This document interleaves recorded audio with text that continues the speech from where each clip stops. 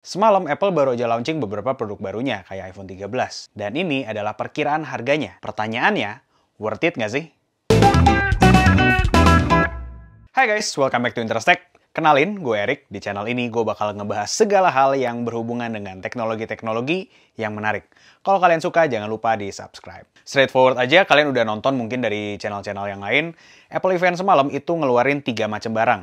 Ada iPad, ada Apple Watch, dan juga ada iPhone. Nah, buat pecinta tablet, ini ada 2 iPad yang menarik. Ada iPad generasi ke-9 yang, kalau kata gue, ini adalah iPad Cheng-Li.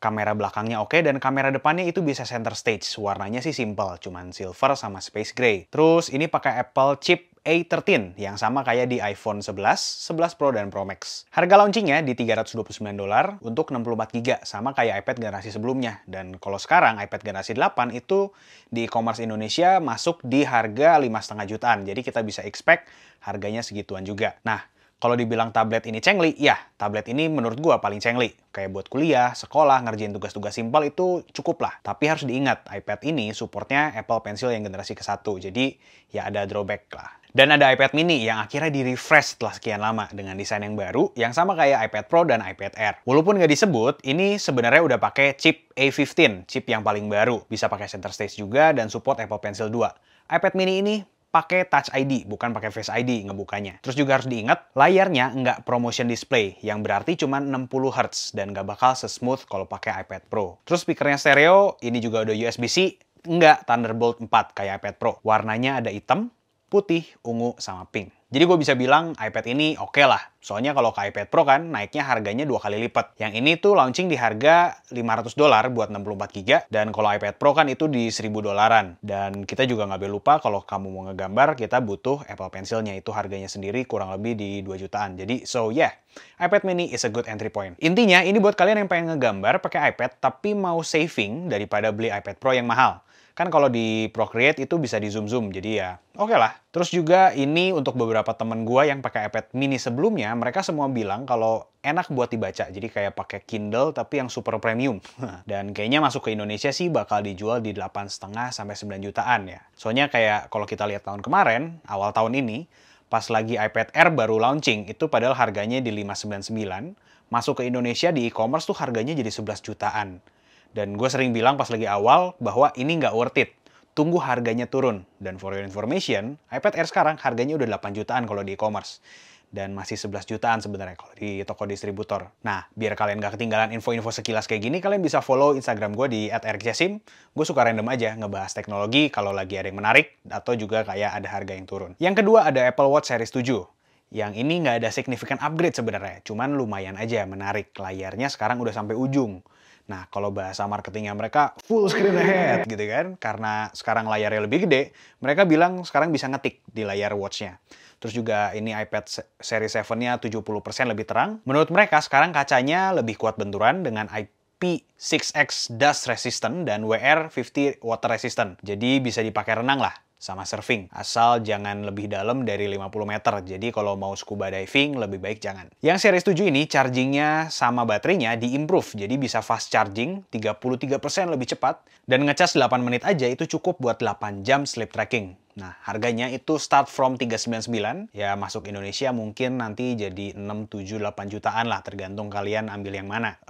Seriesnya tuh ada titanium, stainless steel, dan juga aluminium. Kalau menurut gue pribadi, ini sih nggak gitu worth it. Karena harganya aja bisa lebih mahal daripada iPad. Terus juga kalau buat yang pengen beli, ini tuh sebenarnya belum bisa dibeli. Disebutnya masih available this fall. Jadi nggak tahu pastinya kapan. Biasanya sih deket-deket next Apple event. Berarti kayaknya ada next Apple event. Selanjutnya iPhone 13. Kita bahas the star of the show. iPhone 13 ini banyak banget yang nge-DM ke gue dan nanya, Rick, worth it nggak iPhone 13?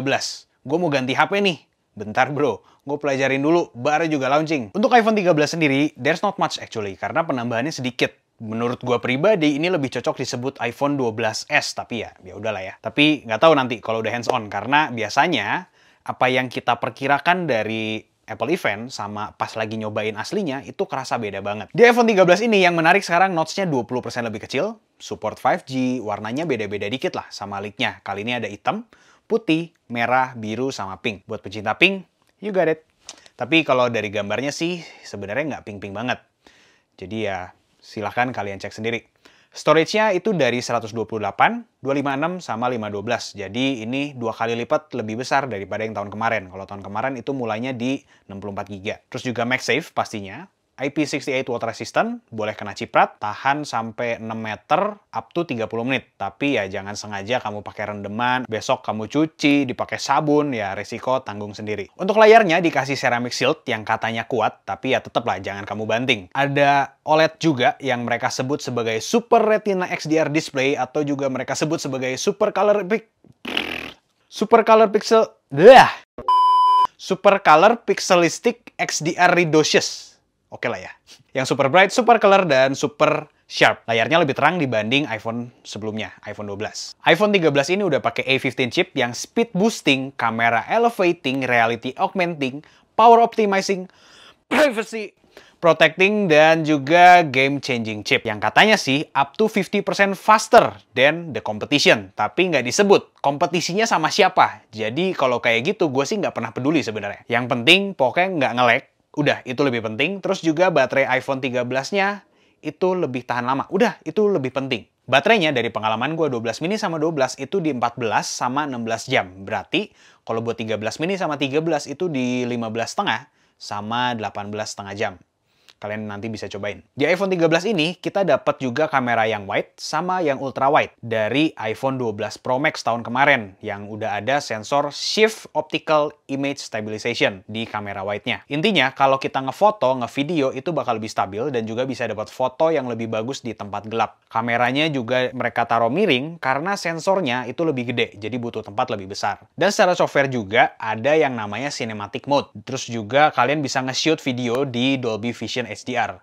Dan untuk yang suka foto, ada photographic style yang bantu juga kita biar dapat foto yang cakep. Dan di iPhone 13 ini kamera depannya nggak dianaktiriin, sama dia juga dapat cinematic mode, photographic style, dan lain sebagainya. Karena biasanya kan suka dianaktiriin, tapi ya sensornya pasti nggak sebagus kamera belakang lah ya. Berarti overall kamera di iPhone 13 ini pasti better kamera di harga yang lebih murah. Berarti oke lah ya. Di iPhone 13 Pro kita mulai dari yang membosankan. A15 chip sama, ada Pro sama Pro Max, notch-nya juga lebih kecil, 20%. Warnanya ada hitam, putih, emas, sama biru. Birunya lebih muda, nggak kayak yang di 12. MagSafe pastinya, software-nya juga sama, bisa Cinematic Mode, Photographic Style, terus juga Dolby Vision HDR. Storage-nya dimulai dari 128, 256, 512, dan yang baru ada 1 teranya. Harus ingat juga, ini iPhone 13 maupun iPhone 13 Pro itu masih pakai Lightning connector. Dan speed-nya bosku, lambatnya astaga. Ya, itu sebenarnya yang gue kecewa banget. Mereka kasih 1 tera, tapi kenapa nggak sekalian dikasih Thunderbolt 4 gitu loh. Sekalian kayak iPad Pro gitu. Jadi kan cepet gitu kalau mau nge-transfer data. Layarnya sama, dapat ceramic shield dan juga OLED. Super Color Pixelistic XDR Redocious. Nah, udah lancar. Terus juga ini yang menariknya. iPhone 13 Pro itu lebih terang lagi daripada iPhone 13. Jadi yang ini itu sampai 1000 nits. Kalau yang tadi sampai 800 nits. Terus juga ada 120 Hz ProMotion Display yang bisa adaptive display dari 10 Hz sampai 120 Hz. Jadi kalian bisa nge-save battery juga. Buat teman-teman yang main game kompetitif kayak Mobile Legends gitu, kalian harusnya dapat competitive advantage lah ya kalau misalkan pakai 120 Hz karena ya reaction time-nya lebih cepat. Untuk baterainya di iPhone 13 Pro ini lebih tahan 1,5 jam daripada 12 Pro, dan 13 Pro Max lebih tahan 2,5 jam daripada 12 Pro Max. Kalau dari pengalaman gua, 16 jam buat 12 Pro dan 20 jam buat 12 Pro Max. Berarti di 17,5 jam dan 22,5 jam buat 13 Pro dan 13 Pro Max. Kurang lebih. Nah, kameranya nambahnya sedikit, tapi menurut gue menarik. Karena telefotonya sekarang jadi sampai 3 kali optical zoom. Ultra wide-nya itu sensornya jadi lebih gede. Bahkan, sampai bisa ngambil makro photoshoot. Wow, banget sih. Sama juga untuk wide lens dapat sensor yang lebih gede dan juga dapat sensor Shift Optical Image Stabilization. Nah, untuk kamera depannya juga nggak dianaktiriin. Jadi kelihatan banget fokus Apple tahun ini itu lebih ke sensor yang lebih besar biar kita bisa ngambil foto, video di tempat manapun, mau terang ataupun gelap. Bayangin, sekarang kalian bisa video makro slow motion pakai iPhone. Wow. Itu menurut gue bisa naikin production value video kalian sih. Nggak berhenti di situ, iPhone 13 Pro ini support juga untuk ProRes video recording sampai 4K 30 fps buat post-productionnya. Tapi nggak buat iPhone 13 Pro yang storage-nya cuma 128 GB. Itu cuma bisa dapat 1080 30 fps. Gue nggak ngerti antara chip storage-nya yang kurang kencang atau biar memori kalian nggak cepet habis. Soalnya kan video 4K itu berat coy. Bahasa gampangnya buat yang awam, iPhone 13 Pro ini kameranya bagus untuk di tempat gelap juga. Mau foto ataupun video. Dan juga sekarang bisa makro photoshoot. Hal terakhir yang kalian harus ingat di iPhone 13 maupun 13 Pro, ini nggak dapet kepala charger. Cuman kabel sama HP. Demi environment bro. Oke? The next question, worth it nggak sih? Tergantung. Kalau kalian dari iPhone 11 atau 12 dan pakainya biasa aja, cuman buat sehari-hari doang, menurut gua nggak butuh upgrade sih. Sayang aja duitnya. Toh HP kalian juga harusnya masih cepet. Tapi untuk HP-HP sebelum iPhone 11, kayak iPhone XS, XR, X8, dan seterusnya, ini bolehlah kalian pikir-pikir buat upgrade. Soalnya biasanya kan kalian udah makin ngerasain lah HP kalian udah makin menyebalkan, melambat, dan juga mulai mengganggu keseharian kalian. Mau iPhone 13 atau 13 Pro, silahkan kalian tentuin aja sama budget masing-masing. Tapi, hal yang harus kalian tahu, itu buat teman-teman yang sering ambil video, misalkan mau TikTokan, Reels, Shorts, atau juga cuma ngambil video buat memori-memori sendiri, kualitasnya ini bakal lebih bagus.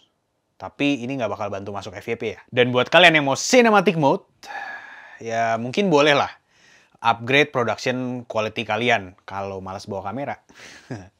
Intinya, di iPhone 13 sama 13 Pro ini, nggak banyak upgrade-nya kalau dibandingin sama iPhone 12 atau iPhone 11. Tapi kalau kalian dari HP lama dan upgrade ke 13, ini menurut gua oke lah. Harganya juga oke buat yang 13.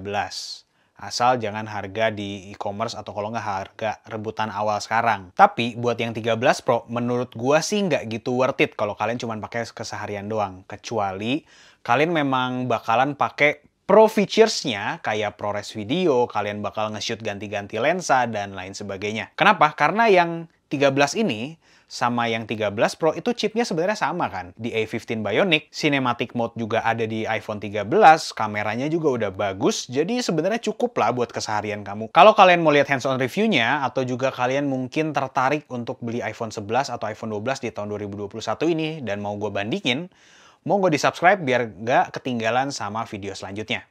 Sambil nunggu ada yang mau minjemin iPhone 13-nya. Atau kalau nggak minimum, nanti pasti gue ke toko lah buat lihat, pegang, dan nyobain. Gratisan dulu guys. Nah, yang ditungguin, perkiraan harga masuk di Indonesia. Harganya sekarang sih sebenarnya bisa dibilang lebih murah dibanding tahun kemarin. Karena kalau tahun kemarin yang 12 itu startnya di 64 GB. Tapi kalau yang 13 sekarang itu startnya sama-sama $700, tapi startnya di 128 GB. Jadi bisa dibilang lebih murah gitu kan. Menurut gua, kayaknya iPhone 13 mini itu bakal dijual di mulai harga 14 jutaan. Kalau yang 13 di 16 jutaan, 13 Pro di 19 jutaan, dan 13 Pro Max di 21 jutaan. Tapi kalau nanti barangnya udah banjir nih udah masuk secara resmi, di e-commerce juga banjir, biasanya bisa turun 2-3 juta.